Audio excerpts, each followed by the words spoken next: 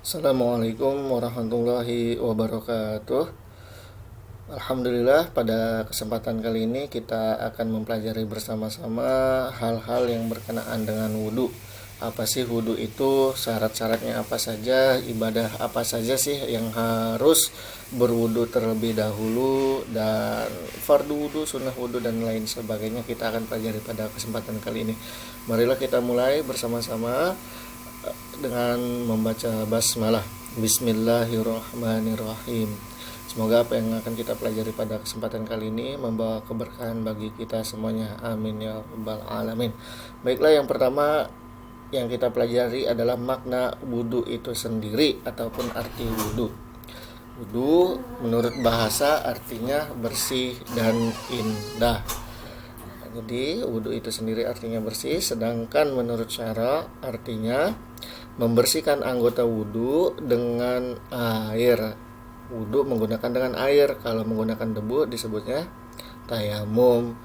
Wudhu itu tujuannya untuk menghilangkan hadas kecil. Ada hadas kecil, ada hadas besar. Hadas besar biasanya orang yang harus mandi.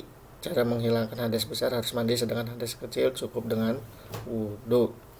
Nah, biasanya orang yang hendak melaksanakan sholat, tawaf, dan menyentuh serta membawa mushaf itu wajib lebih dahulu berwudu, karena wudu menjadi syarat sahnya sholat dan yang lainnya.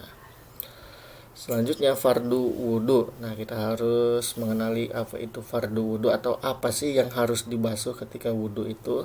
Yang pertama yaitu niat terlebih dahulu. Kapan waktunya niat?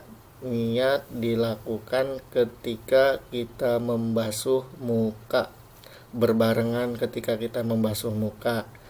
Ketika air itu menyentuh muka, maka kita niatkan dalam hati niat berwudu. Niatnya bagaimana? Ini dia niatnya. Nawaitul wudu'a li raf'il hadatsil asghari fardolillahi ta'ala. Ini niatnya. Kita kapan dibacanya tadi? Ya, ketika membasuh muka, berbarengan membasuh muka. Fardu wudhu yang kedua adalah membasuh seluruh muka.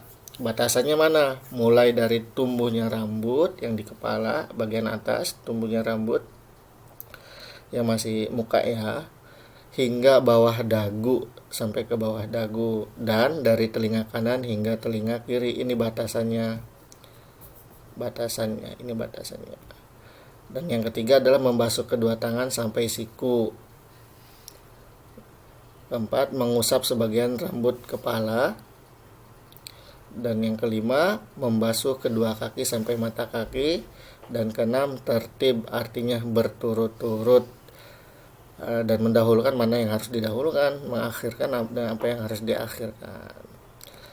Jadi misalkan yang pertama membasuh muka nggak boleh. Misalkan habis yang pertama dibasuh adalah membasuh kedua kaki terlebih dahulu, nggak boleh, harus berurutan. Ini adalah fardu wudhu, yang artinya yang harus dibasuh ketika kita mulai berwudhu. Niat, kapan niatnya? Itu ketika membasuh muka. Ini batasannya. Ingat ya, yang perlu diingat adalah kita juga harus menyempurnakan wudhu kita, karena wudhu itu akan berpengaruh kepada sholat kita, dimana hukum wudhu sendiri sebetulnya sunnah, tetapi ketika kita hendak sholat maka hukum wudhu tersebut menjadi wajib. Kalau wudhunya nggak sempurna, takutnya sholatnya juga tidak sah nantinya. Selanjutnya syarat-syarat wudhu. Nah, kita akan mempelajari syarat-syarat wudhu. Syarat yang pertama itu Islam, tentu yang berwudhu orang Islam. Yang kedua tamyiz. Apa sih tamyiz itu? Dapat membedakan perbuatan yang baik dengan yang buruk. Anak kecil udah mumayyiz belum? Misalkan udah bisa membedakan belum? Kalau sudah membedakan, maka dia disebut sudah mumayyiz, sudah tamyiz. Tiga, tidak dalam kondisi haid dan nifas. Tentu orang yang haid dan nifas juga tidak berkewajiban sholat terlebih dahulu. Dan 4, air mutlak, suci dan mensucikan. Air mutlak definisinya adalah suci dan mensucikan. Airnya suci dan bisa digunakan untuk bersuci, baik wudhu ataupun mandi besar. Penjelasan lebih lengkapnya ini silakan lihat di video tentang macam-macam alat bersuci. Yang kelima, tidak ada sesuatu yang akan mengubah kondisi air. tidak ada campuran misalkan. Jadi air sendiri itu memiliki 3 sifat: bau, rasa, dan warna. Ini tidak boleh berubah. Kalau berubah, maka status air tersebut juga akan berubah. Seperti misal air dikasih kopi, warnanya udah berubah, rasanya udah berubah, baunya udah berubah. Apakah bisa digunakan untuk bersuci? Tentu tidak. Suci sih boleh diminum, tapi tidak bisa untuk digunakan bersuci. Untuk penjelasan lebih lanjut silahkan dilihat di video tentang macam-macam alat bersuci. Keenam, mengalirkan air ke anggota wudhu, artinya anggota wudhu kita harus terbasuh dengan air wudhu, harus dialiri. Ketujuh, tidak adanya sesuatu di anggota wudhu yang menghalangi datangnya air ke kulit, seperti cat, getah, dan lain sebagainya, make up yang ketebelan ataupun yang lainnya. Takutnya air wudhu tidak kena ke kulit kita. Oleh karena itu sebelum kita wudhu, kita pastikan terlebih dahulu nggak ada cat, nggak ada getah, ataupun semuanya sudah kita bersihkan, baru kita berwudhu. Ditakutkan kalau kita tidak bersihkan terlebih dahulu, ada yang menghalangi air wudhu tersebut menyentuh kulit. Kedelapan, mengetahui fardu wudhu. Jadi harus tahu fardu wudhu itu ada berapa dan apa saja. Yang kita udah pelajari sebelumnya, fardu wudhu ada 6: niat, membasuh muka, tangan, membasuh sebagian kepala, kaki, dan tartib. Dan ke-9, tidak meyakini fardu wudhu sebagai sunnah wudhu. Nah, kita tahu membasuh muka itu fardu wudhu atau wajib hukumnya, terus kita anggap itu sunnah kok. Nah, itu nggak boleh seperti itu. Itu nggak boleh meyakini seperti itu. Dan yang ke-10, masuknya waktu sholat untuk seseorang yang selalu berhadas. Mungkin ada orang yang berhadas terus, kentut terus, misalkan buang angin terus, atau BAB, BAK terus. Nah, maka syaratnya itu ya pas udah mau masuk sholat, silakan berwudu. Takutnya wudunya kelamaan, nanti dia berhadas lagi. Dan ke-11, mengetahui mana yang wajib dan mana yang sunnah. Jadi harus tahu, oh ini fardu wudu, oh ini sunnah wudu, itu harus mengetahui. Ini adalah syarat-syarat wudu. Kemudian sunnah wudu, tadi kita udah pelajari fardu wudu, syarat-syarat wudu, dan sekarang kita pelajari sunnah wudu. Sunnah wudu yang pertama, ya, membaca basmalah, bismillahirrahmanirrahim sebelum berwudu. Kedua, membasuh kedua telapak tangan sampai pergelangan tangan. 3, berkumur-kumur. 4, menghirup air ke dalam hidung. Nah, ini yang sering kadang ada yang salah. Jadi airnya kita hirup ke dalam hidung, tentu tidak kencang, tidak terlalu kencang. Itu artinya ketika kita hirup, kita keluarkan lagi. Kita hirup, kita keluarkan, itu menghirup air ke dalam hidung. Dan kelima, mengusap seluruh kepala dengan air. Tadi kalau fardunya sebagian aja sudah cukup. Kalau ingin mendapatkan sunnahnya juga, silakan basuh seluruh kepala. 6, mendahulukan anggota kanan daripada kiri. Nah, kita mendahulukan yang kanan, at-tayamun, mendahulukan yang kanan. Nabi juga suka tayamun, mendahulukan yang kanan. Dan 7, membersihkan kedua telinga bagian dalam dan luarnya. Ingat, bagian dalam dan luarnya. Caranya gimana? Biasanya jari telunjuk di bagian dalam, membersihkan dalam, dan jempol ibu jari membersihkan bagian luarnya atau bagian belakang telinganya. Dan ke-8, membasuh tiap anggota wudhu 3 kali. Kita basuhnya 3 kali.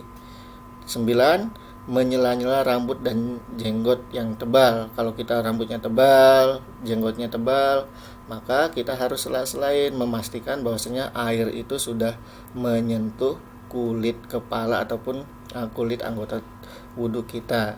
Ke-10, menyela-nyela jari tangan dan kaki. Nah, ketika berwudhu juga kita pastikan sela-sela antara jari kita itu juga kita pastikan terkena air wudhu. Ke-11, meninggalkan berbicara, artinya pas wudhu jangan berbicara. 12, tidak mengelap anggota wudhu dengan handuk atau kain lainnya. Setelah wudhu jangan dilapin, gitu. Jangan dilapin.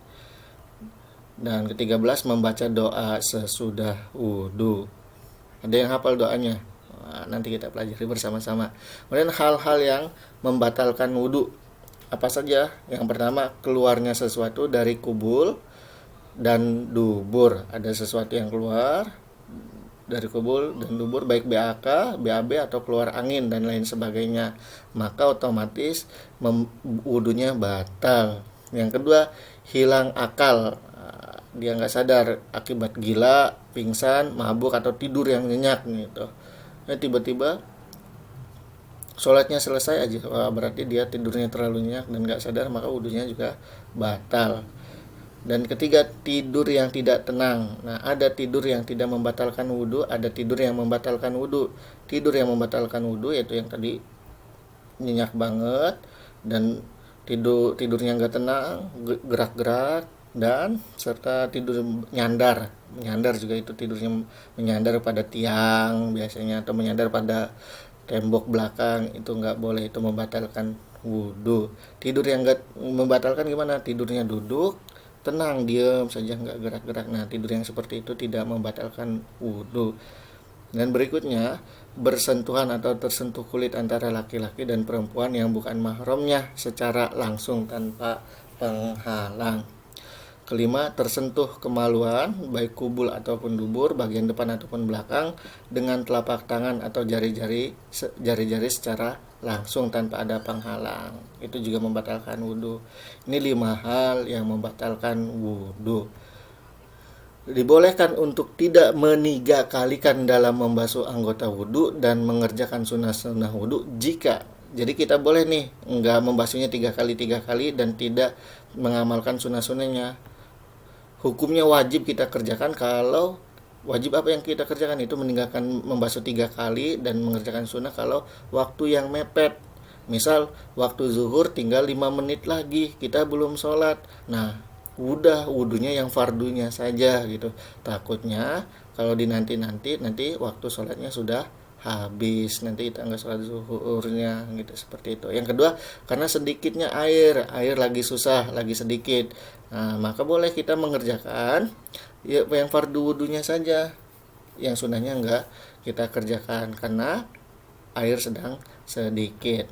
Yang kedua, yaitu sunnah yang mengarah ke wajib atau sunnah muakkad untuk mendapatkan sholat berjamaah. Nah, kalau kita mau sholat berjamaah, udah mau mulai, udah silahkan wudhunya yang fardunya saja karena besarnya pahala sholat jamaah. Nah, dan terakhir yaitu doa sesudah wudhu. Doa sesudah wudhu, mari kita baca bersama-sama. Bismillahirrahmanirrahim.